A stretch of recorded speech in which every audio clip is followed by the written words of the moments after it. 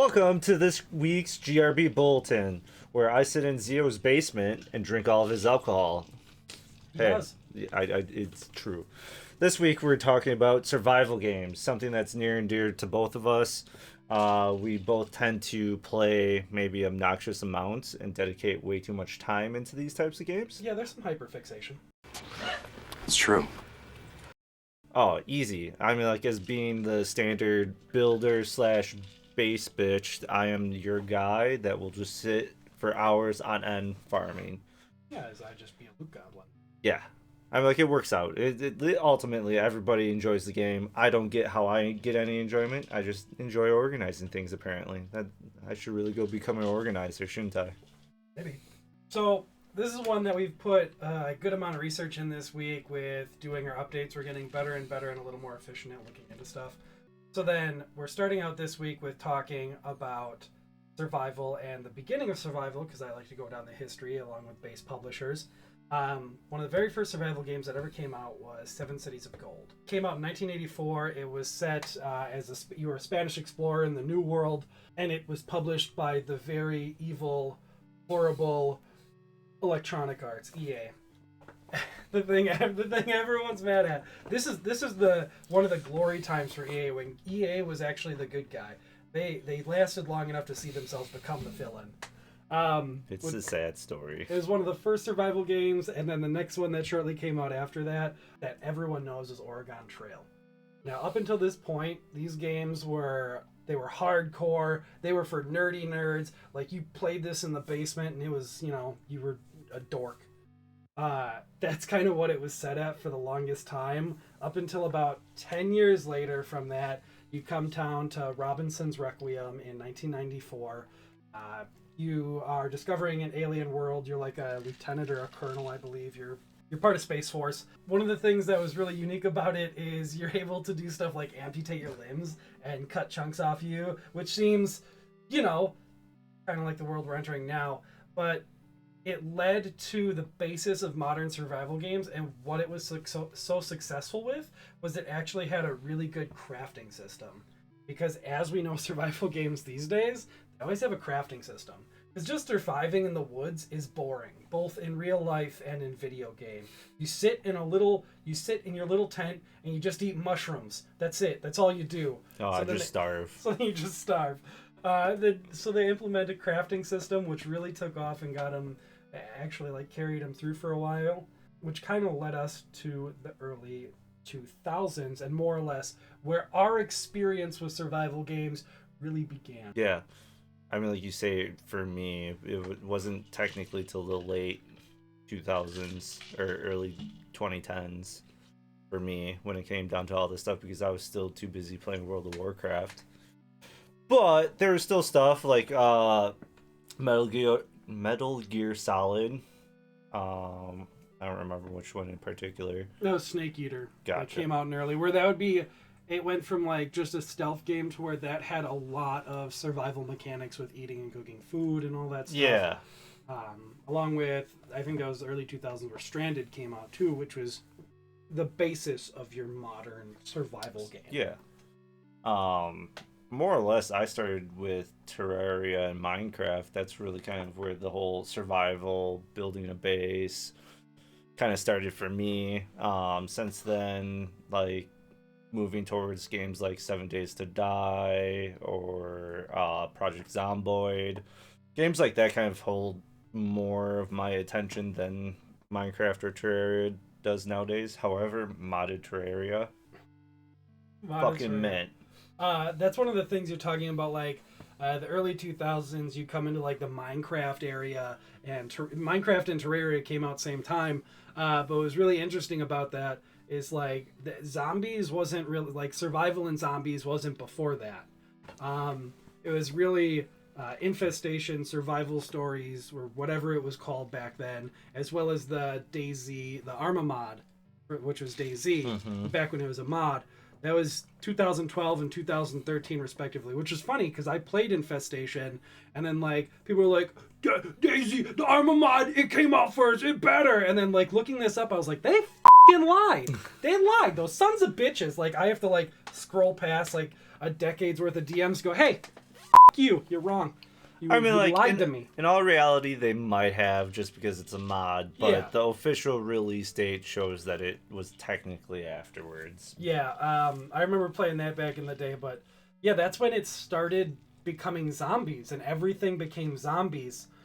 And that's when you have a lot of things like 7 Days to Die and Scum, which just came out in Rust. still in early access. Rust, yeah, Oh, Rust. that's right. That's Yes. right. Rust doesn't. What's Rust never had zombies, right? Yes, it did. It absolutely did. I played Rust when it had zombies. That's how old I am. Rust had zombies. Sorry, I feel like Alex Jones. It Had zombies, goddammit! I'm like, it doesn't help us watching a 40K reference with him in there. Yeah, it's no, I just that's back when I started playing Rust. That's when it was the servers were full of Russians and that would just run around with hatchets and try and kill you. And I mean, it still does now. Oh god, yeah. But yeah, no, there were zombies way back in the day, and I tell people that they're like, "No, it wasn't." I was like, "Yes, there was. Screw you. Zombies were there. They were a placeholder. All right, I was there. I was there. Okay, back in the old days." Okay, boomer. Wait. There was a placeholder that got removed, like all of us did. Yeah. I liked Rust when it had zombies. But that's where a lot of like the current survival is everyone always associates survival with zombies nowadays, and I've gotten into this like several times now where people like keep bringing up like, oh, zombies are, and so I'm like, it's a different genre. The fact is, within the past like decade, zombies have blown up so much with survival that it's almost its own subcategory from survival. Well, yeah, I mean, like with DayZ, H1Z1, which kind of made a resurgence there for a little bit, but I'm pretty sure it's dead at this point. That went like the PUBG route. Yeah, it went more PUBG than anything, but again, there's like, I feel that helped the momentum for a lot of what is the zombie survival or zombie-based games. Yeah. By today's standards. Well, even then, there's still like a lot of offshoot where like people like survival games, like I was saying, a lot of it is zombie based, but you have to think that Life is Feudal. There's a few other ones. There's another one that we just played recently. I can't exactly remember the. Like, it's still a whole genre that's other than that, but it's both like satisfying and sad that it's going Icarus. That's the game. Oh yeah, Icarus. There are no zombies or anything in there, but like it's still a genre that's going in its own route where zombies are carrying it to the next level just because it fits so well in that medium of having a horde-based enemy, including the need to gather supplies and gather resources, which is another thing, like I said, that got brought into the crafting where it's all about it's crafting. You add that into survival, and then I can sit there and tinker away on wood walls and whatnot for days. So back in the day when I was playing some DayZ. Oh yeah. I mean, like, by today's standards, everything is so much easier. However, I hate the inconsistencies, and especially with the development of it. It's finally at a stable point, I feel. But trying to run it modded on Arma 2 was probably one of the most frustrating things ever. Absolutely. Especially being young, dumb, and not knowing half the stuff that I do now, but just trying to get the mod itself to work was always very frustrating. You get it to work faster if you just Alt F4. I mean, yeah, you can say that about a lot, all right? I'm just saying, Tarkov might have been Alt F4'd way too many times and still installed it. Oh no, that's a boost button. Definitely, that's for boosting purposes. Boost the fun. But yeah, so back in the day, that was a lot of it, and then as it's kind of grown through it, actually probably the biggest game that I've always enjoyed and continue to go back to that is a survival is Ark. Ark has more or less a different perspective, and they have a decent storyline. However, all the DLCs. Like, as someone that likes playing with all my friends, like $25-$30 per DLC is like fucking ridiculous. Plus then it's like, oh, I go and purchase a server, but they can't play on it because they don't have the DLC. Yeah, they don't have the DLC that you set the server up for. It's really rough when it comes down to that type of stuff, especially for a game like Ark.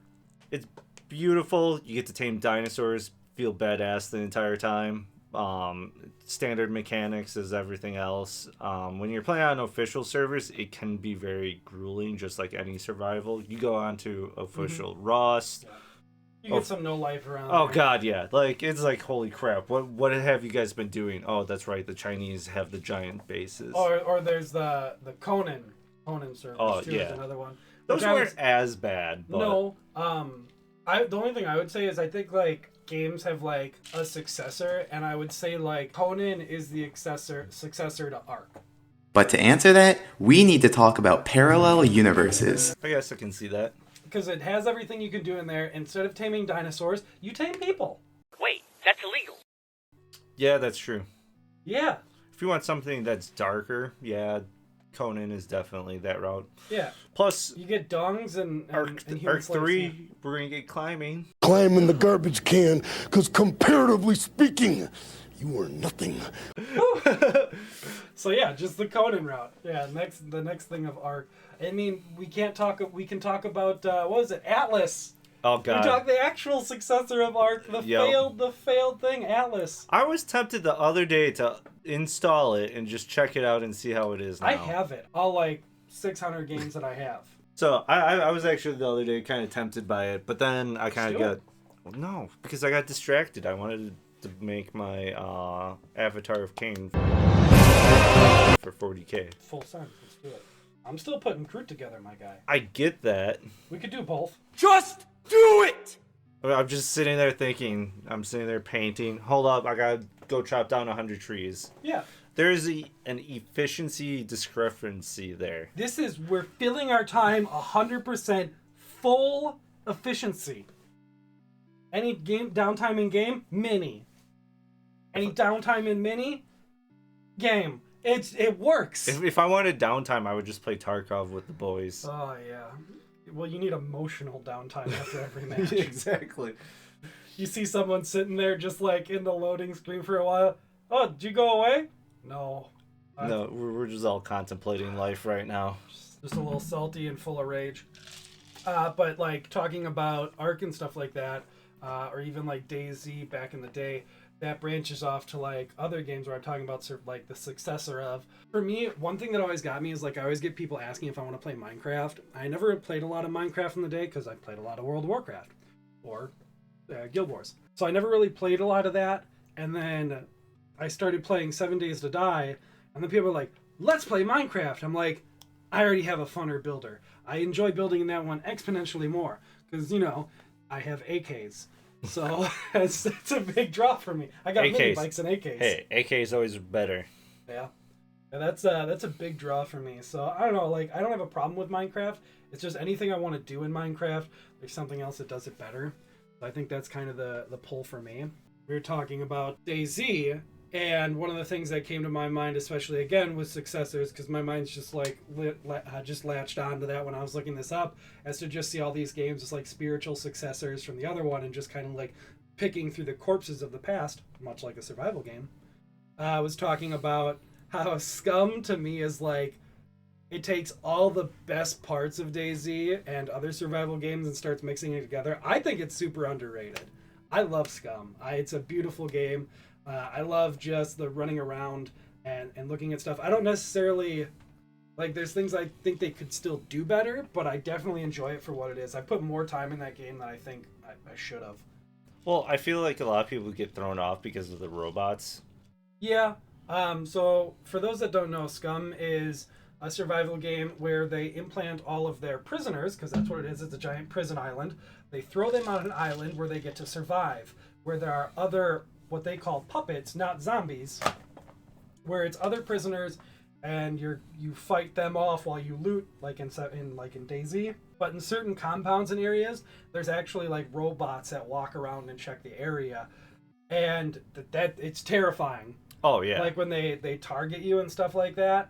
It is absolutely terrifying. I mean, like, there's some other events that they added, like once you're actually in one of those bunkers, I forgot what they call them, but there's like the whole there's being able to survive for like a certain period of time as puppets come in. Yeah, you just get swarmed with zombies at that time, or puppets. Just for the sake of it, they're puppets, but we're just gonna call them zombies. you'll like, you can see like the glowing on the implant on the back of their head. Every once in a while there's cameras on the map that'll like, they're drones that'll come around and like just look at you. I can smell you. I think it's a beautiful looking game. Like just driving around there, I just like going around and looking at the different environments, all the way from like the mountain to like the lower hotlands. Yeah. Which a lot of this stuff I thought was really funny. Like a lot of the building and constructs and stuff when you look down there, like I saw like the same types of buildings when we were in Greece. I was like, oh, we're in Greece. That's what this is. It's just Greece. But it's just an island off of Greece. Yeah. So it's like a weird mix between of like you're just a badass zombie killer in like DayZ, but then you have like Project Zomboid where like you're not that tough. You're not that guy, pal. The zombies are probably stronger than you, so you got to fight smart or you're just gonna get eaten. Yeah. I feel like there's a little more survival element, especially with like nighttime. God, I hate nighttime in Scum. I get so scared. Right. It's so spooky. It is spooky. I just want to bring up one game that I know we haven't talked about in a while, but I know will get you in a big jolly, is just because we're talking survival games. Rimworld. Oh. No. That's definitely a game we both have put countless hours into. Yeah, there's a lot of. It's one of the ones that like highest played on my Steam library. Yeah, Rimworld would be another subgenre of like survival games and stuff. Survival games and stuff, but like survival, like colony sim, but definitely heavy on the survival. Whether you can die from toxic fallout, or you're gonna have tribals come in and eat your face, or you're a cannibal tribe and you eat their face. Just saying, I'm pretty sure I've died more in Rimworld than any other game. There's times like I'm in several groups. Like there's a Facebook group I'm in too, where it's a Rimworld group, and like there's times where I see memes in there about like they joke about like cannibalism and selling organs. Which, you know, you put me in an RPG, I'm 100%. I'm the good guy. I don't want to hurt anyone's feelings. You put me in a strategy game, I am every horrible dictator rolled into one. I am a monster. I start harvesting people's organs for sale because they can make me $20. So I'm like, yeah, sorry, man. You lose both kidneys. It's like, true, because they've had the multiplayer, and like we've done some of it, but at the same time, he's like going full dictator. I'm like, I just want to be good. I just want to survive. Build like my mountain dwarves. My probably my favorite run was my.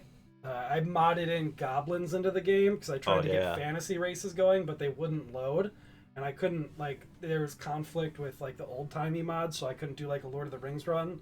But I found out goblins work no matter what. Goblins will always load in. So I did goblins. I dug into the mountain, and then it, like, opened up this giant area where I could farm. So I literally just did cocaine farming goblins. So I was just a cocaine farmer in the mountains. Just all coke all day. Like, if this was my, like, my farming area, like... This much was food, and the rest of it was all cocaine. I made so much money. I just did nothing but buy and sell coke. And then we'd get into a fight, and I'd give my goblins cocaine and be like, oh, let's wrap it up. So I just have a bunch of coked up goblins running down these mountain halls with sledgehammers and power belts and just wrecking everything as they have fully augmented bodies. Here's your allotted occurrence of cocaine here, guys. Yeah. What's that? Giant underground insects are burrowing through? We have to deal with the Zerg, the Swarm. They have 2-foot-long scythes on their arm. Alright, I'm gonna give you a sword that has a personality. On your fully augmented, like, ancient type body armor and augmented limbs, and we're gonna give you a whole bunch of cocaine, and go get them, champ. Good luck. Just all coked out, running down a cave hallway, just cutting people down. That's the best part about Rimworld, though, is like those stories that you create out of it. You have one guy that takes on like 12, and the rest just run back into the woods. Sorry, that one gets me going. Or if we're in the topic of survival, we can talk about the game I play even more than Rimworld. Good old Kenshi. Kenshi, that game I've lost countless hours in. I've lost so much in. I played that game in early access back in the early 2000s, back when it was first greenlit on Steam. Back when we first met. But yeah, that's how long ago. And you I think once you watch me play, you're like, that game looks dumb. Because I'm pretty sure initially, like, back in the first days, it looked dumb. Yeah. Also, I played on a potato computer, so I even had the graphics at like the minimum, absolute minimum to get by. yeah, and I just saw it. I was like, that looks dumb, but okay. And then I kept playing it, and then you're like, all right, it looks kind of cool I'm like, now. yeah, I'm like, that's the whole thing, though, is like, at the end of the day, as long as companies and publishers all continue to push and, like, adapt and continue to build their games, I will never have a problem with giving them money. Oh yeah, it depends. That's why like I get so ramped up and gung ho about publishers, or developers, largely developers and publishers in junction with each other. Because you can have a good developer, but when they sign on and a publisher joins on and gives them a bunch of money, you lose a lot of that pizzazz. So like you'll lose the different types of qualities in there. But especially like developers, there's certain developers, they'll come out with an indie game, they've never said a single trailer. I will follow them into the dark. I'm like, you know what, man, you got my money. I've played your game so much in the past. I can eat that, you know. Even if it's a game I'm not a huge fan of, like I'll still try it because I like what you're doing. A lot of love and passion in that, and you never know, it might be your new favorite game. One eternity later. The thing that He already told me that he was amped up about this. yeah, so. I was fired up. This is a big thing because like you were kind of really amped up about this game, and you're like, it looks really good, it looks awesome, and then now I'm like, Surprise, motherfucker. it's trash. Yeah. I mean, like, it looked promising because It did. because the company or the developers did the Wild 8, right? Yeah. Yeah. So the game that we're talking about is The Day Before. It's developed by Fantastic, which they've developed other games like The Wild 8 and a few other small games like Prop Night. I think Prop Night.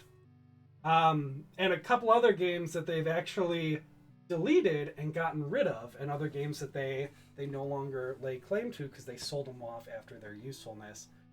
This is one that, like, the game looked promising, it looked super good, it, like, I saw it, I watched it, and then I started digging into the developer, and I got super skeptical because every game they make, the second they stop making money on it, they get rid of it and they move on, they trash it. They developed and released another game, it didn't take off, and they literally just like deleted it. They kept it up to date for a couple years, and like up until like 2018 you could buy it on Steam, but after that they're like, nope. Could you imagine us doing that? Like, oh, our content shit. All right, just delete it all. And Just go and delete all the videos, whatever. Yep, screw it. We're deleting everything. There are parts, and even then in our earlier videos where like there were hiccups and bumps, and I'm like, we could have scrapped it. I'm a pretty open person about like what we've done, and like even with just Liar, you're always closed off to me. yeah. You never talk to me. Well, even like that's because I hate you, but like just. just like talking, communicating with like my community and stuff like that. I've always been like very open about like what I'm doing. Like if anyone's ever asked me, I'm like, hey man, just this shit's not working or something like that. But just the fact that they're going around this, and even then everything that they talk about with being like an open world survival, I don't see it. So it's supposed to come out in June of this year. A month before that, they announced that they're delaying till 2023. Because they're swapping from Unreal 4 to Unreal 5. Which, like, in all reality, that makes sense. Like, yeah. If you're going to transition platforms, like, that makes complete and utter sense. Taking an extra year to get everything transitioned over. Yes. If there's full transparency and full honesty. Some of the other things when they were talking about their reasoning for selling... I forget the game, but the developer sold one of their games to a publisher. But it was a bullshit excuse. I mean, call it what it is. We can dress it up, but you know, it was a bullshit excuse, and it was just, I don't know, that really kind of like weirds me out when thinking of a developer. Where like I'm much less likely to trust the game. I'm definitely I ain't getting no early access or nothing like that. I mean, like, my side of the skeptical of it all is the fact that outside of the Wild 8, we have a publisher that really that's only ever pushed a Fantastics. Yeah. So, like, at the end of the day, you have a publisher and a developer that are pretty much in tandem with each other. And they have these super high-res clips and videos promoting the game. The game, when you look at it, looks good. But, like, go back and, like, if you go back and rewatch it, like, it's off. Like, a person doesn't... Like, no one's smooth like that. Like, if you watch it, I'll play part of the clip in here, but no one's smooth and aims around like that. And there's a couple things where, like, they're shooting at zombies, but, like, there's a zombie in front of him, and he just draws the gun, and he's aiming like this past the zombie and starts firing. Like, a player doesn't do that. Yeah. A player will at least try to get on target, and if the path of fire, like, my reticle's on you, but the path of fire, because you're so close, is over there, then I readjust for that. Yeah. I don't immediately start firing over there, and then the zombie runs into the reticle. Like, and just the way that the environment is, it's all closed off from the outside, and it just, I don't know. Well, I mean, like, for them, it's a very large leap if it actually is going the way that it's going. Yes. Because going from something like Prop Night from the Wild 8, which are very, like, low res, low poly, it's not as it's a little more cartoony, which gives them a little more leeway to get away with. To go into something that's, like, straight, like, supernatural, not like supernatural, but, like, a very natural and environmental feel. Like, that is, I mean, like, at the end of the day, if they pull it off, fantastic, but there's definitely skepticism when looking at it. The other thing that gets me too is right now they're looking for extra help on this game. Most importantly, they're looking for free extra help on this game. Who wants to volunteer? Yeah, who wants to volunteer to work on the game, which is fine. Don't get me wrong. Modders do fantastic. There are modding communities and modding groups that do fantastic work. They put out amazing stuff that increase the longevity of the game. They upgrade the game in many ways. There's modders that do patches and stuff like that. But if me as a company, instead of me going, hey, I want to pay you to do this, me going, hey, I want you to do it for free, from a business perspective, you're not going to have a higher quality of people on average. Yeah. Which, to me, is a very big warning. Like, that makes me kind of pause and go, this might not be great. This might not be a good idea. Like, I'm very skeptical. The thing that I see, and I called it with No Man's Sky. I called it with Cyberpunk, where it's all these cinematic, really cool shots, and I'm like, don't talk shit about Cyberpunk. No, it's fine. They upgraded. It's a great game. No Man's Sky is a great game now. Exactly. Cyberpunk is a good game now. But initially it wasn't. And those things, that's like Cyberpunk, honestly, I chalk that up to a marketing team that oversold and overclipped the game for it. Because it's not just like some CEO sitting in office clipping all these videos like, like, it's generally just the marketing team that does stuff like that. Great marketing teams. Yeah. That's for sure. Like, at the end of the day, that's what their job is to build that hype. And they nailed it out of the park. They did that. So that's what they did, and then they just didn't hit expectations, along with not conveying information, and deadlines just not working, and just being poor levels of communication all around. There are a lot of issues that led to Cyberpunk. There are a lot of issues that led to No Man's Sky. My only thing, because it's a small indie studio, it's a lot harder for you to blame communication when there isn't as many people working on it, or when you are very hands-on like they are, at least from what I've heard, from what I've seen in interviews. But yeah, that's just another red flag for me watching a thing that's, this is gameplay trailer, but it's very clearly not gameplay trailer. There's no way in hell that is gameplay trailer. There's no way it's in-game footage. Like, it's another example of them rendered. Just oversell. Yeah, it's all pre-rendered. And that's where I'm like, I don't see it. I don't think that's it. Like, maybe in Unreal 5, and if it was a AAA studio and everything working on that, maybe. But I don't think it is. So I'm very hesitant, and that's my word. If anyone asks me, and I'm very much so a guy who's, you $20, buy this game. Even if you spend, a couple hours, you play a couple playthroughs. As someone that has bought pretty much the entire gaming group hell let loose. Yeah. I'm definitely the type of person, $20 is $20. All right, whatever. Yeah. If it extends that enjoyment and you get your time for it, my general view, especially with video games, is $1 per hour of entertainment. I don't care what game it is, then it's worth it for me. Like if I spend 30 hours in a game that was $20, I can't really I can be like, man, I wish there was more, but I can't be like, man, that was a shit game. Because in my mind, I've already gotten my money's value. That's like going to a movie theater, going out and doing stuff with friends, going to festivals, going to Ren fairs, shit like that. It's all within that branch that, in my mind, because it's entertainment. Entertainment's a broad industry. Yeah. But like this one, if anyone asked me, should I buy it? I'd say wait. But then that just leaves us with good old Scum. Updates and looks beautiful. Yeah, their most recent one, didn't they add like another plane or something? Yeah. Planes. So, planes. Imagine DayZ with planes. Pretty much. Again, going back to Rust. They got helicopters now. They got yep. It all goes back. Well, it goes back to DayZ mod. Exactly. It all goes back to the DayZ. Goes back. Well, I just want to say thank you to everybody that have been supporting us. Thank you for watching this week's GRB Bulletin. Next week, we really don't have anything planned, so make sure to like, subscribe, leave us a comment, join in the Discord if you ever want to come play any games with us. Again, we appreciate everyone. Don't know what we're doing next week. However, we've definitely got the itch for 40K. No prisoners for the Emperor!